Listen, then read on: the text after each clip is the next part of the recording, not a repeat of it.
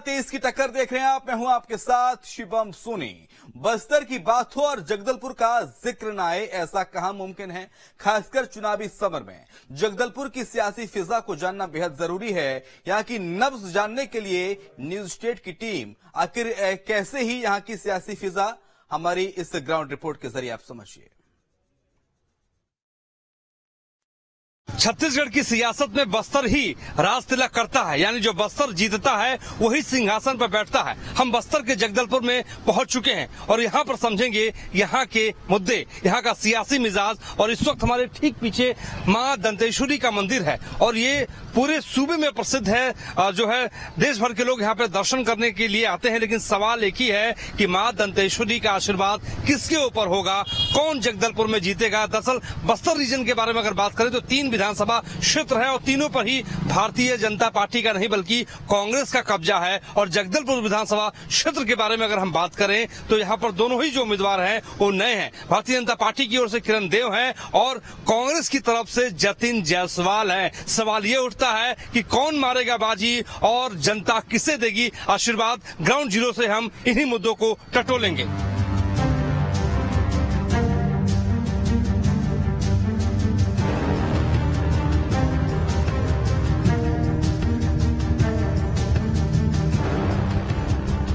बस्तर संभाग की जब भी बात आती है तो सबसे पहले जो विचार मन में आता है वो है यहाँ के आदिवासी ढांचे को लेकर। सब सोचते हैं कि आदिवासी बाहुल्य इलाका है, यहाँ उनका दबदबा है। हकीकत भी कुछ ऐसी ही है। यहाँ की 12 में से 11 सीटें आदिवासियों के लिए आरक्षित हैं। जो एक सीट उस समाज के लिए आरक्षित नहीं है वो है जगदलपुर। यहाँ की सियासत की तासीर कुछ ऐसी है कि यहाँ जिसका कब्जा होता है उसका छत्तीसगढ़ की सियासत पर कब्जा होता है। इसलिए कहा जाता है कि छत्तीसगढ़ की सत्ता की राह बस्तर से होकर या कहे जगदलपुर से होकर निकलती है। छत्तीसगढ़ अलग राज्य बनने के बाद 4 चुनावों में से 3 में बीजेपी यहाँ जीती। 2003 में जगदलपुर से सुभाऊ कश्यप ने जीत दर्ज की। 2008 में संतोष बाफना इस सीट से जीते। 2013 में एक बार फिर बीजेपी के संतोष बाफना जीते। वर्तमान में इस सीट पर कांग्रेस का कब्जा है। साल 2018 के विधानसभा चुनाव में कांग्रेस प्रत्याशी रेखचंद जैन ने जीत दर्ज की थी। जैन ने बीजेपी के प्रत्याशी संतोष बाफना को हराया था। इसलिए ये ठीक ही कहा जाता है कि जगदलपुर जिसका रायपुर की गद्दी पर कब्जा उसका। तभी तो राज्य बनने के बाद 2003 में हुए पहले चुनाव से लेकर अब तक जगदलपुर सीट से जिस राजनीतिक दल ने चुनाव जीता, प्रदेश की सत्ता उसी दल के पास रही। और शायद यही कारण है कि जगदलपुर विकास की दौड़ से कभी पीछे नहीं रहा। जगदलपुर विधानसभा क्षेत्र का ये नगरनार का बाजार है। गांव वाले यहीं पर आते हैं, सब्जी भाजी खरीदते हैं और देखिए डलिया की दुकान भी यहाँ पे मौजूद है। और यहीं से जो है गांव की अर्थव्यवस्था चलती है। ग्रामीण ये इलाका है जगदलपुर का और यहीं से कहते हैं कि गांव का विकास, लगातार ये बात छत्तीसगढ़ के भीतर होती है कि गांव का विकास होगा तभी समूचे छत्तीसगढ़ का विकास होगा। और ये जो डलिया की कीमत है वो हम समझेंगे। डलिया, ये एक डलिया कितने का है? ये 25 रुपए का है। तो एक दिन में कितना बिकता है? ज्यादा बिक्री होने से तो होगा ना। नहीं। अच्छा, वोट डालने जाओगे कि नहीं इस बार? वोट डालोगे कि नहीं? डालेंगे। किसको डालेंगे? किसको, जिसका मन होने से उसको डालेंगे। जिसका मन होगा उसको डालेंगे। अभी तक मन बनाया कि नहीं? नहीं हुआ है अभी मन नहीं बनाया। देखिए अभी तक मन नहीं बनाया है और देखिए अपने मताधिकार के बारे में बता नहीं रही है। ये झाड़ू बेच रहे हो आप?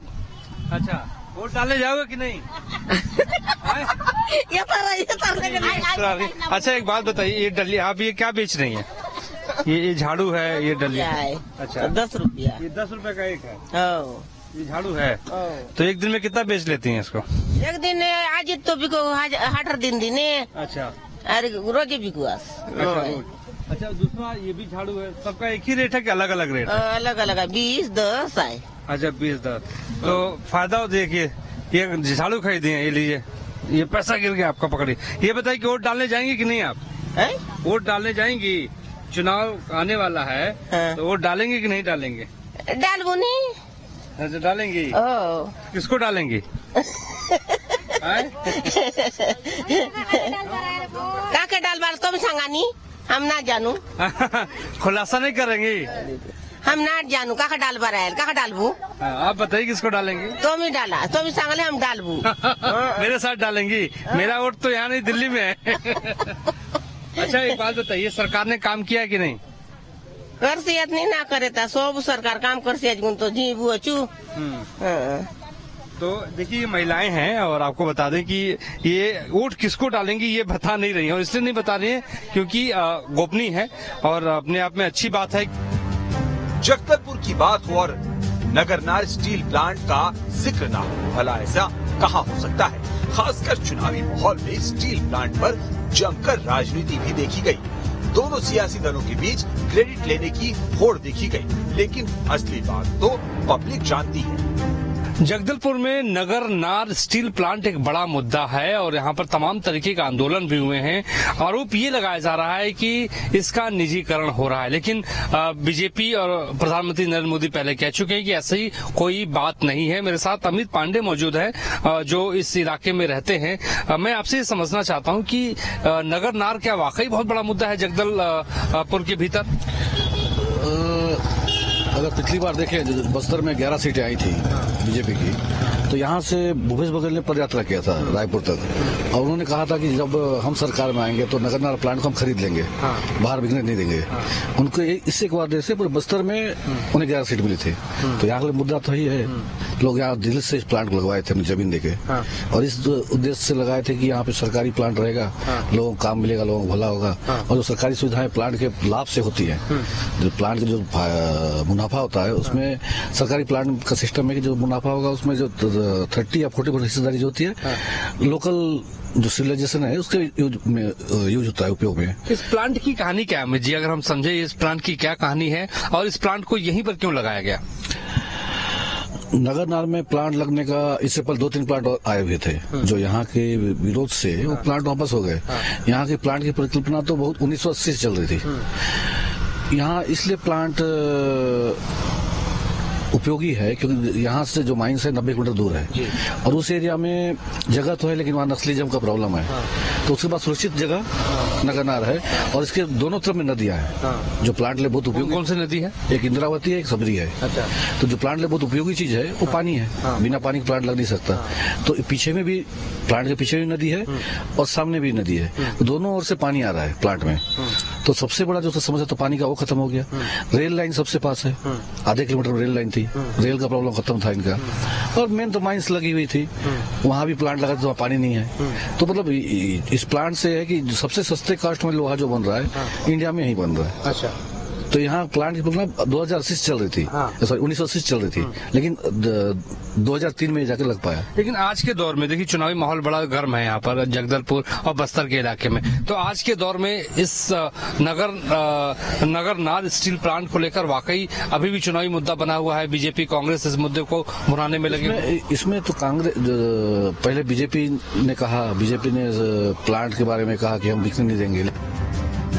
कहने को भले ही जगदलपुर में सामान्य जाति का प्रभाव हो, लेकिन जगदलपुर ही वो इलाका है जो बस्तर की राजनीति की दिशा और दशा तय करता है, क्योंकि यहाँ बस्तर की आराध्य देवी दंतेश्वरी निवास करती है और उनके यहाँ से निकला संदेश संभाग की राजनीति को प्रभावित करता है।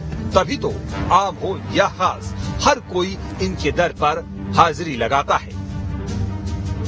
जगदलपुर के मां दंतेश्वरी ये मंदिर है और यहाँ पर पूजा अर्चना करने के लिए लोग पूरे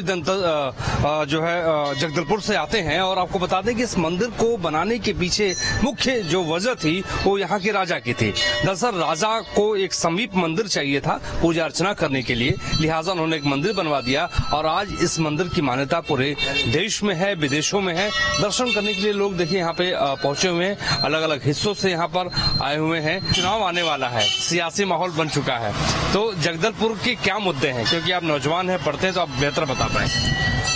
जगदलपुर में मुद्दे यही है, स्वच्छता, साफ सफाई और स्कूल व्यवस्था जो है थोड़ा सा ढीला चल रहा है कांग्रेस की सरकार में। बेहतर हो जाए, और बेहतर होनी चाहिए। अच्छा, किसानों बेरोजगारों के लिए, किसानों के लिए तो उन्होंने कर्जा भी माफ किया है और 2500 रुपए जो धान की खरीदी है वो देश में सबसे ज्यादा दिया है। तो कांग्रेस और बीजेपी दोनों अपने हक जमा रहे हैं। हाँ, लेकिन सरकार तो कांग्रेस की है। सरकार कांग्रेस की है और सेंट्रल से मोदी। तो जगदलपुर का जो विकास हुआ है, यहाँ पे स्टेडियम बनाया गया, यहाँ पे खिलाड़ियों को खेलने के लिए जो है जो सुविधाएं थी वो दिया गया, उसको किस तरीके से आप देखते हैं? वो बेहतरीन है, वो कांग्रेस सरकार उसमें बहुत अच्छी काम की है।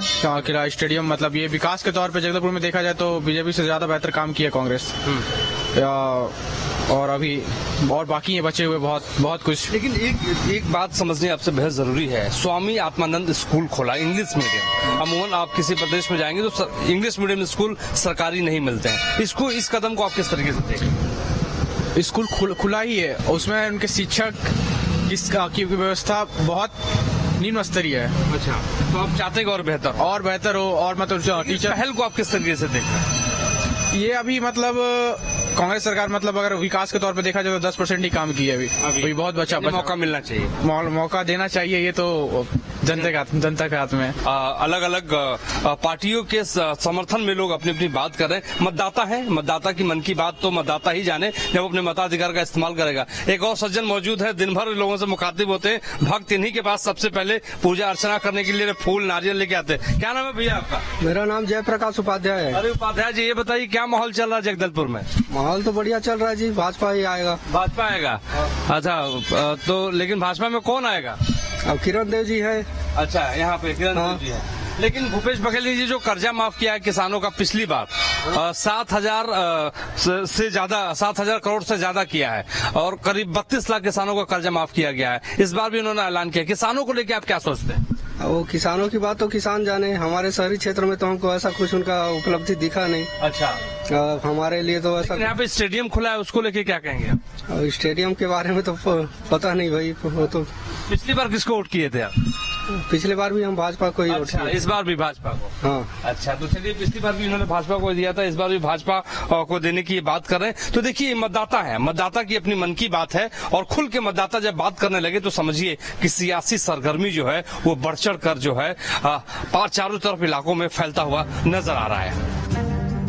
छत्तीसगढ़ देश का मिलेट्स हब बनता जा रहा है। किसान अब धान के साथ साथ कोदो, कुटकी और रागी की खेती की ओर भी तेजी से बढ़ रहे हैं। इसे और बढ़ावा मिला है मिलेट कैफे से, जो कि जगदलपुर में अपनी विशेष पहचान बना रहा है। आजकल यहीं से राजनीतिक चर्चाओं का बाजार गर्म रहता है। जगदलपुर के सियासी पारा को समझते समझते इस मिलेट कैफे में पहुंच गया और मिलेट कैफे आप देखिए कि किसी 5 स्टार कैफे से कम ये मिलेट कैफे नहीं दिख रहा। जगदलपुर में इस कैफे को बनाया गया है। मुख्यमंत्री भूपेश बघेल ने इसका उद्घाटन किया है और इसकी कीमत जो है सामने लिखा हुआ शहद बाजार और इसकी कीमत जो है स्वीकृत राशि 20 लाख रुपए यहाँ पर बताई जा रही है। और इसके साथ ही साथ आपको दिखाने की हम कोशिश करेंगे कि हम जब किसी बड़े कैफे में जाते हैं तो इस तरीके का कैफे दिखाई देता है, लेकिन मिलेट्स को प्रमोट क्यों किया जा रहा है? और मिलेट्स इस खासतौर पे चुनावी माहौल में एक बड़ा मुद्दा भी है। लगातार भूपेश बघेल ये कहते रहे कि मिलेट्स को हमने प्रमोट किया है, किसानों की आमदनी को बढ़ाया है। मेरे साथ क्या नाम है आपका? मनोज साहू सर। मनोज, मैं आपसे समझना चाहता हूँ कि मिलेट्स को इतना प्रमोट इस सरकार ने क्यों किया है और इसके पीछे रीजन क्या दिखाई देता है? सर, मिलेट्स में हमारे पूर्वज जो पहले जमाने में थे वो पहले मिलेट्स, कोदो, कुटकी यही सब खा करके अर्निंग रहते थे। इतना काम करते थे, हार्डवर्क करते थे। लेकिन आजकल के जमाने में लोग इतना मॉडिफाई हो चुके हैं, सभी को फास्ट फूड चाहिए, 2 मिनट के लिए 2 मिनट में फूड चाहिए। तो सब इतना मॉडिफाई हो चुके हैं, अपने पुराने अस्तित्व को भूल चुके हैं, जिसमें बहुत ज्यादा प्रोटीन, कैल्शियम सब कुछ पूरे गुणों से भरा हुआ था। तो वो सब चीजें लोग इग्नोर करते गए। लेकिन आज सरकार उस चीजों को, उसकी महत्व को समझी थे।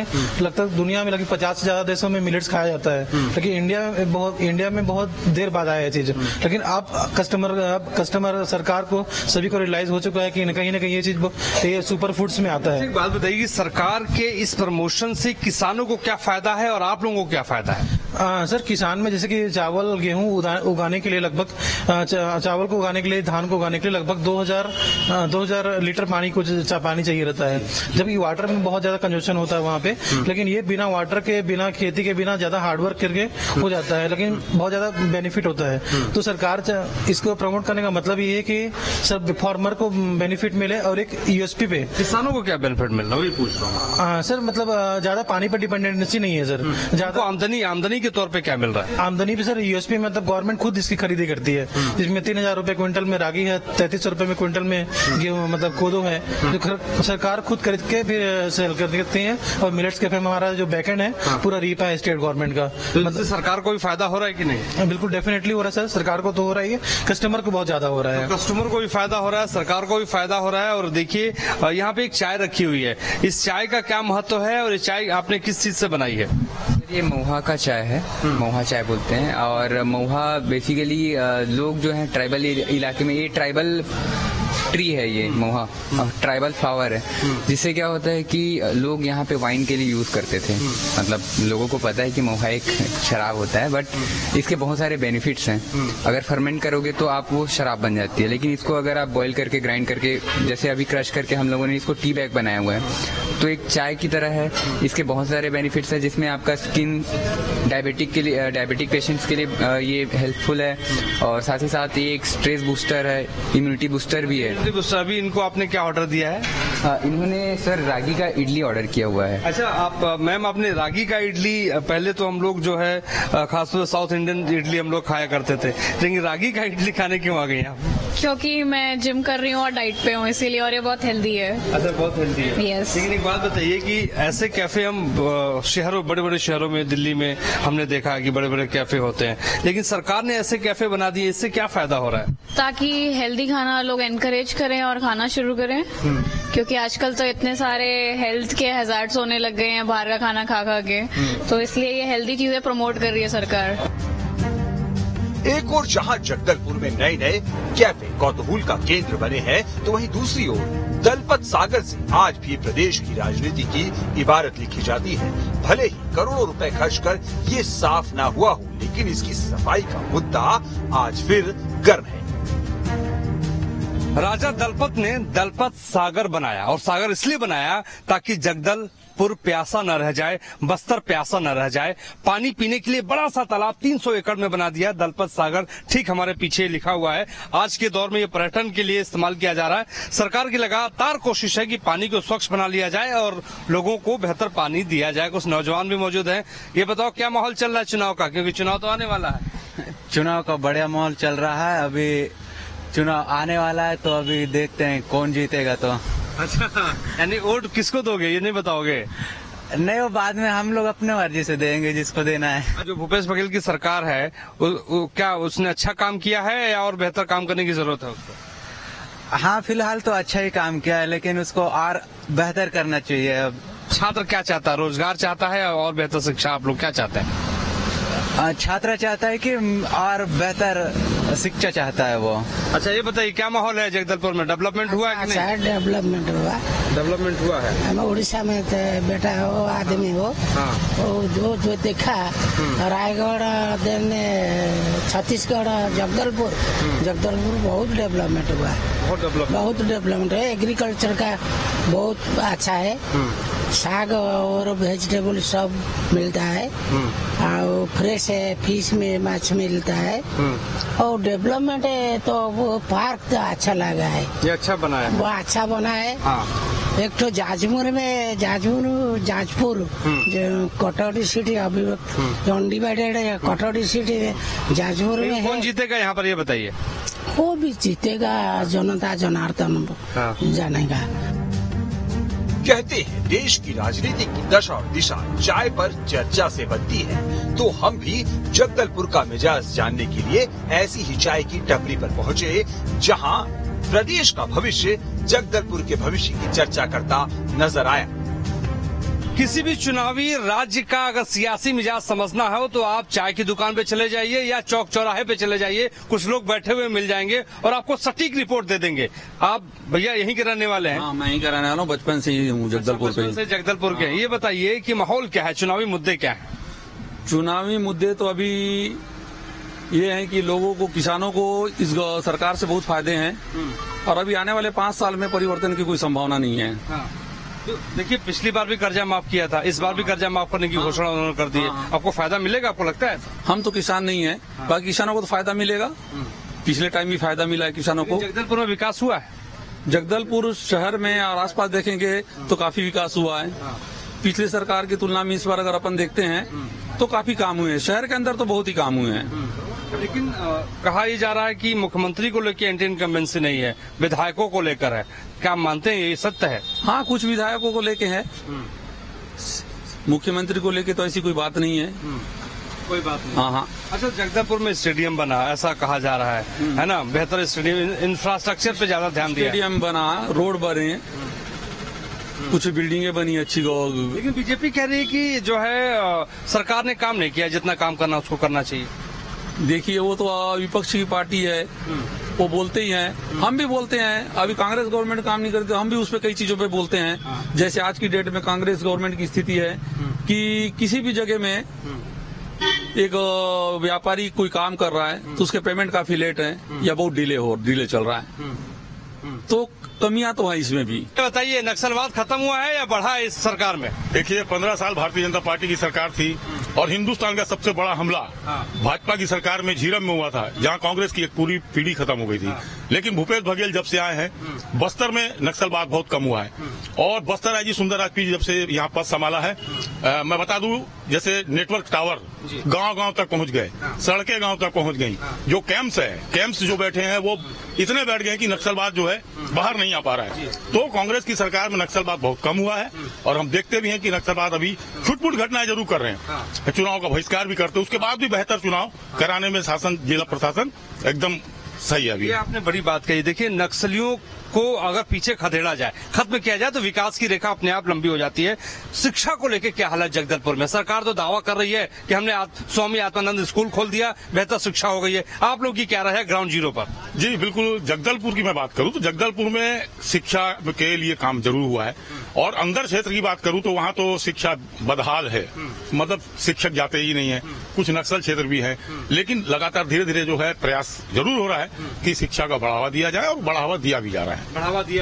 भैया आप बताइए, शिक्षा का क्या हाल है? इन्होंने तो कह दिया कि जो है बेहतर गांव में नहीं हुआ है, लेकिन शहरों में बेहतर हुआ है। नहीं, शिक्षा का अभी काफी सुधार हुआ है 5 सालों में, क्योंकि हर ब्लॉक में स्वामी आत्मानंद इंग्लिश मीडियम, जो गांव के माँ बाप जो मतलब जो चाहते हैं, जो एफर्ट नहीं कर पाते हैं, वो बच्चे भी अब इंग्लिश की शिक्षा वो ले रहे हैं। तो बहुत अच्छा है, मतलब शिक्षा के क्षेत्र में तो ये अच्छा लगा शुरुआत उनका। ये बताइए, आपसे समझना चाह रहा हूँ, नक्सलवाद खत्म हुआ कि नहीं हुआ?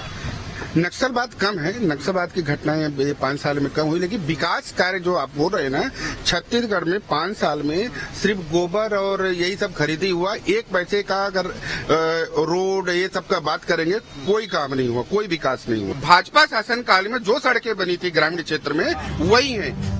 खैर, इस बार बीजेपी हो या कांग्रेस, दोनों ने नए चेहरों पर दांव लगाया है। ऐसे भी देखना होगा कि जगदलपुर की जनता किस पर दांव लगाती है।